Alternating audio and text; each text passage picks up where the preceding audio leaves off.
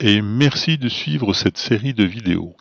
Dans la précédente, je vous ai parlé de la combinaison 257. Aujourd'hui, je vais vous la présenter en détail. Commençons par une petite définition.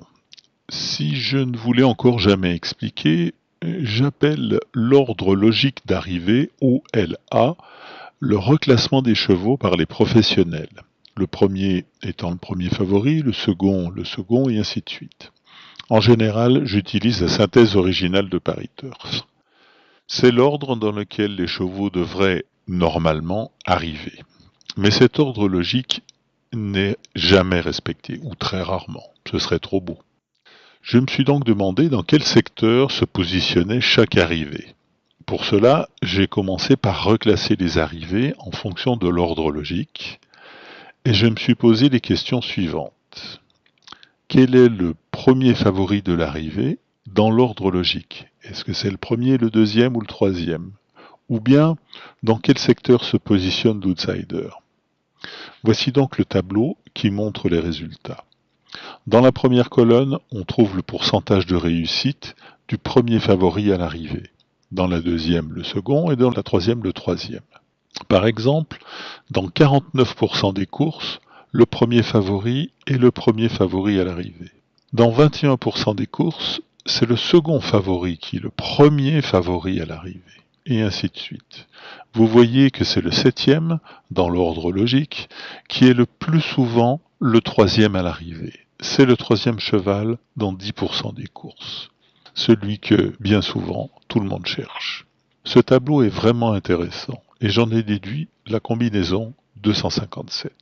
Il suffit de choisir un cheval dans les deux premiers, un dans les 5 à partir de la deuxième position, et le dernier dans les 7 à partir de la 5e position.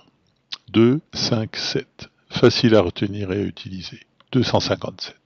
Dans la pratique, c'est assez simple, vous faites comme d'habitude, mais au lieu de faire une sélection non guidée, c'est-à-dire de prendre des chevaux un peu n'importe où, vous choisissez un cheval parmi les deux premiers, un parmi les 5 de 2 à 6 et un à partir de la 5e position. Quels sont les résultats? En moyenne, la réussite est de 40% pour un rapport moyen de 95 €. 38 € de rapport pour 57 € de mise. Ce n'est pas encore la rentabilité, mais c'est 10% de plus que le rapport moyen des 8 chevaux de base, qui n'est que de 35 €. Alors je me suis demandé, évidemment, comment améliorer cette rentabilité. Il y a deux possibilités. Trouver une solution pour augmenter les rapports, trouver une solution pour diminuer les mises, donc le nombre de tiercés à jouer. Pour commencer, j'ai donc filtré les courses de plus de 4000 € dans l'ordre, pour augmenter les rapports. Ce qui m'a permis de découvrir le même tableau, mais avec un rapport moyen de 6748 €. Je vous le montrerai dans la prochaine vidéo. Ensuite, j'ai fait des recherches pour diminuer le nombre de tiercés. Bien sûr, j'ai commencé par calculer les tableaux différents en fonction du nombre de partants. Mais je suis allé beaucoup plus loin.